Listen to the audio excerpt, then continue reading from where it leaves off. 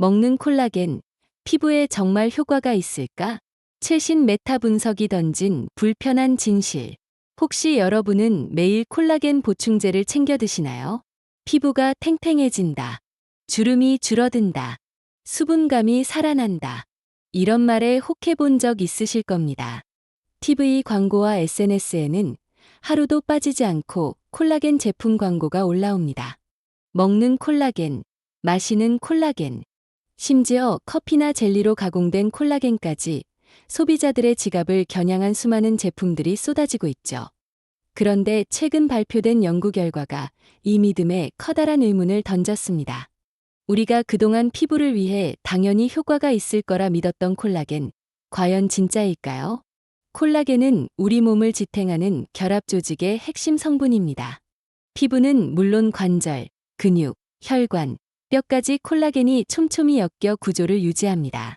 그런데 나이가 들수록 콜라겐 합성량은 해마다 1.5%씩 줄어듭니다. 피부 수분이 떨어지고 탄력이 감소하며 주름이 생기는 건 자연스러운 노화 현상이죠. 이 빈틈을 채우겠다며 2010년대 초반부터 먹는 콜라겐이 붐을 일으켰습니다.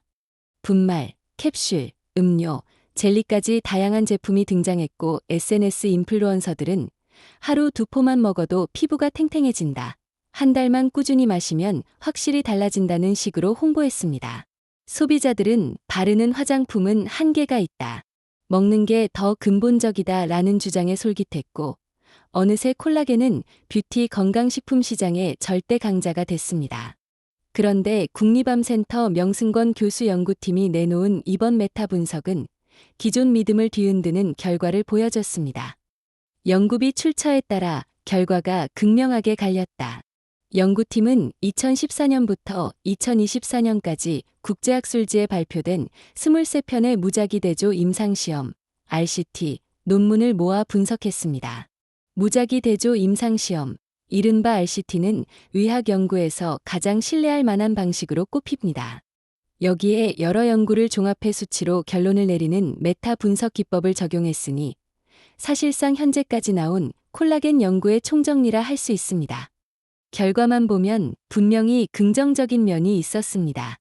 콜라겐을 약이나 음료 형태로 섭취했을 때 피부 수분 공급이 늘고 탄력이 개선되며 주름이 줄어드는 효과가 관찰된 겁니다. 겉만 보면 역시 콜라겐은 효과가 있구나 하고 안도할 수도 있겠죠. 그러나 연구팀은 거기서 멈추지 않고 세부적인 요인을 다시 분석했습니다. 바로 연구비 출처와 연구의 질적 수준이었습니다. 놀라운 사실은 연구비 출처에 따라 결과가 극명하게 갈렸다는 겁니다. 제약사나 콜라겐 관련 기업으로부터 연구비를 지원받은 논문은 대부분 효과가 있다고 보고했습니다. 반면 독립적으로 진행돼 제약사 돈을 받지 않은 연구들은 효과를 관찰하지 못했습니다.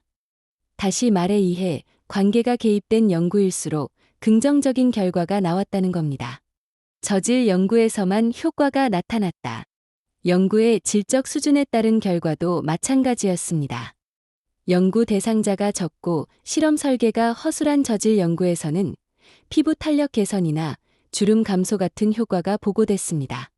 하지만 대상자가 많고 엄격한 기준을 충족한 고질 연구에서는 피부 수분, 탄력, 주름 개선 어느 것에서도 의미 있는 차이가 발견되지 않았습니다.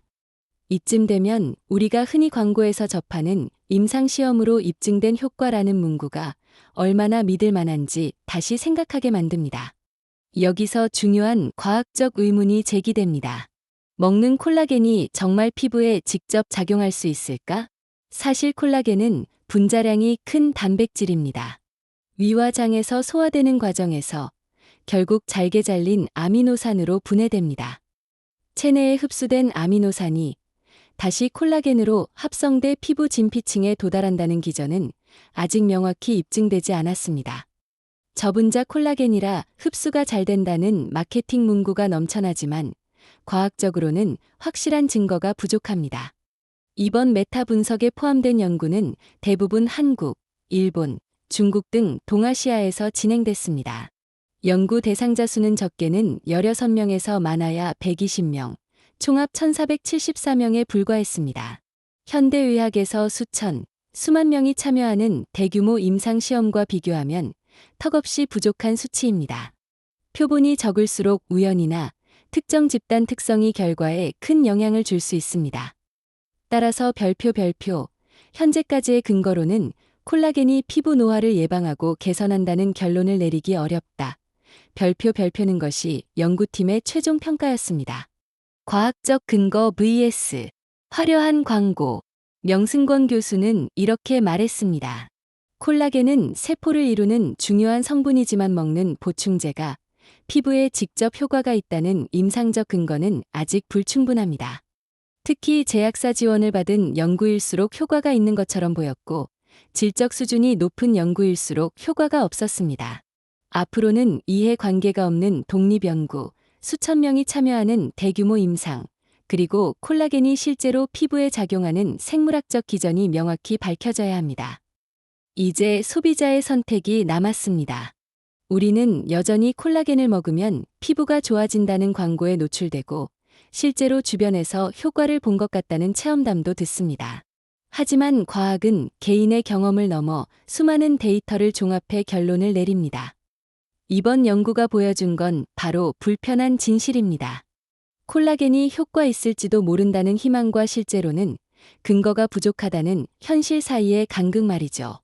결론적으로 피부 건강을 지키는 가장 확실한 방법은 여전히 기본에 있습니다. 균형 잡힌 식단, 충분한 수분 섭취, 자외선 차단, 규칙적인 운동과 수면.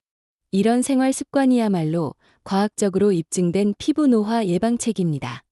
혹시 콜라겐에 의존하고 계셨다면 이제는 냉정하게 따져볼 때입니다. 화려한 광고가 아니라 데이터가 말하는 과학적 근거를 믿어야 할 때죠.